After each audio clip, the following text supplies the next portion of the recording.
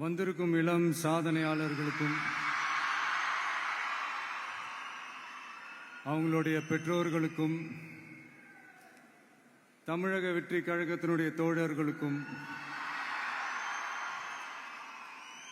என் நெஞ்சில் குடியிருக்கும் நண்பா நண்பிகள் உங்கள் அனைவருக்கும் மீண்டும் என்னுடைய பணிவான வணக்கங்கள்.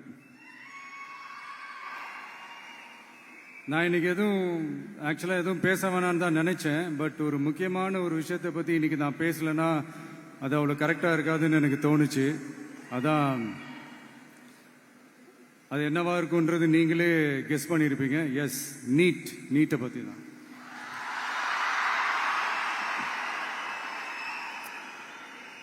இந்த நீட்ன்றது பார்த்தீங்கன்னா நம்ம தமிழ்நாட்டில் இருக்கிற மாணவ மாணவிகள், குறிப்பாக கிராமப்புறத்தில் இருக்கிற ஏழை எளிய பிற்படுத்தப்பட்ட, மிகவும் பிற்படுத்தப்பட்ட மற்றும் தாழ்த்தப்பட்ட வகுப்பினை சேர்ந்த இந்த மாணவ மாணவிகள் எல்லாருமே ரொம்பவும் பாதிக்கப்படுறாங்கன்றது தான் ஒரு சத்தியமான ஒரு உண்மை.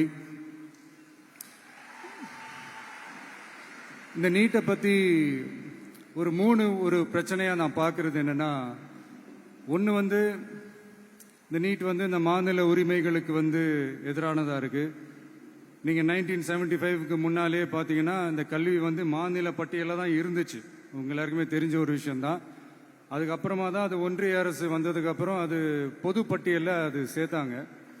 எனக்கு தெரிஞ்சு அதுதான் ஒரு முதல் பிரச்சனையாக ஒன்று ஸ்டார்ட் ஆச்சு. ரெண்டாவது பார்த்தீங்கன்னா, ஒரே நாடு, ஒரே பாடத்திட்டங்கள், ஒரே தேர்வு.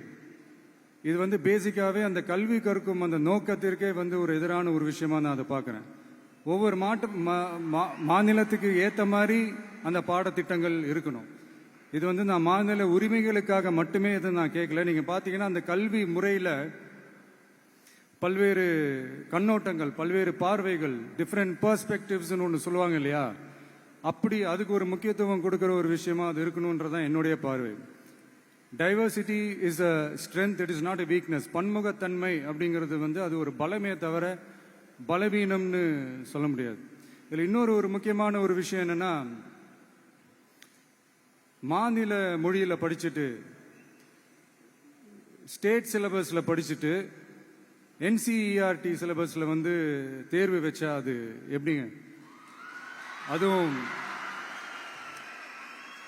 கிராமப்புறத்தில் இருக்கிற மாணவ மாணவிகள், அதுவும் அவங்களுடைய மருத்துவ படிப்புக்கு கொஞ்சம் யோசிச்சு பாருங்க, இது எவ்வளவு ஒரு கடினமான ஒரு விஷயம்னு.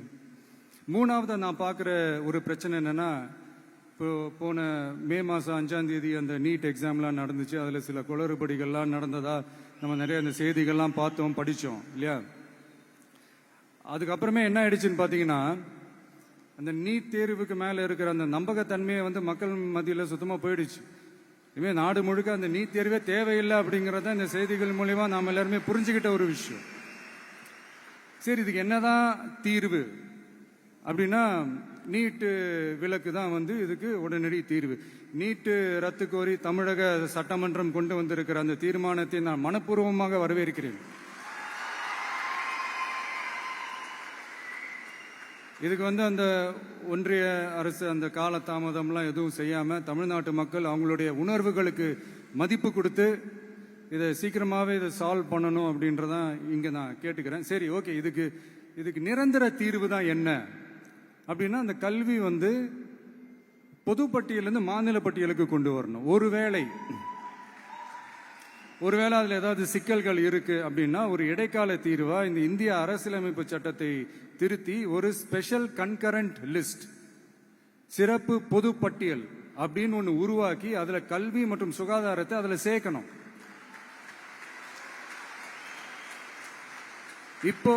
இப்போ இருக்கிற அந்த பொது பட்டியல் என்ன ஒரு பிரச்சனை அப்படின்னா, நீங்க அந்த துறைகள்லாம் பாத்தீங்கன்னா மாநில அரசுகளுக்கு என்னதான் அதுல அதிகாரம் இருந்தாலும் அது முழுக்க ஒன்றிய அரசினுடைய கட்டுப்பாட்டில் தான் இருக்கு.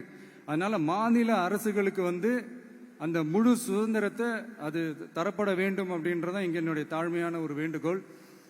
ஒன்றிய அரசு அவங்களுடைய கட்டுப்பாட்டில் இருக்கிற ஒரு சில இந்த மெடிக்கல் காலேஜஸ்லாம் இருக்குல்ல, எய்ம்ஸ், ஜிப்மர், பிஜிஐ, இந்த மாதிரி நிறுவனங்களுக்கு வேணா அவங்க அந்த நீட் எக்ஸாம் நடத்தணும்னா நடத்திக்கலாம். பட் இங்கே வந்து அந்த பிரச்சனை என்னன்னா, இது வந்து என்னுடைய ஒரு சஜஷன் தாங்க. இது நடக்குமா? உடனே நடக்காதுன்னு எனக்கு தெரியும். அப்படியே நடந்தாலும் அதை நடக்க விட மாட்டாங்கன்னு எனக்கு தெரியும். ஸோ அதனால் இந்த சந்தர்ப்பத்தில் என்னுடைய சஜஷனை வந்து உங்ககிட்ட அதை நான் பகிர்ந்துக்கணும்னு ஆசைப்பட்டேன். இதுதான் என்னுடைய தனிப்பட்ட ஒரு கருத்து நீட்டை பற்றி. ஸோ மற்றபடி வேறு ஒன்றும் இல்லை. வந்திருக்கிற என்னுடைய friends, learning is fun, education is celebration. ஜாலியாக படிங்க, ஸ்ட்ரெஸ் எல்லாம் எடுத்துக்காதீங்க. இந்த உலகம் ரொம்ப பெருசு, ரொம்ப ரொம்ப பெருசு. ஆப்பர்ச்சுனிட்டிஸ் அவ்வளோ இருக்கு, அவ்வளோ கொட்டி கிடக்கு. அதனால ஏதாவது ஒன்று ரெண்டு மிஸ் பண்ணாலும் எதுவும் ஃபீல் பண்ணிடாதீங்க. அப்படின்னா கடவுள் வந்து இன்னொரு ஒரு பெரிய ஆப்பர்ச்சுனிட்டி உங்களுக்காக வச்சுட்டு காத்துக்கிட்டு இருக்கிறாருன்னு அர்த்தம். அது என்னன்னு தேடி கண்டுபிடிங்க. கான்பிடண்டா இருங்க, நல்லதே நடக்கும். வெற்றி நிச்சயம், வெற்றி நிச்சயம். மீண்டும் சந்திக்கும் வரை நன்றி, வணக்கம்.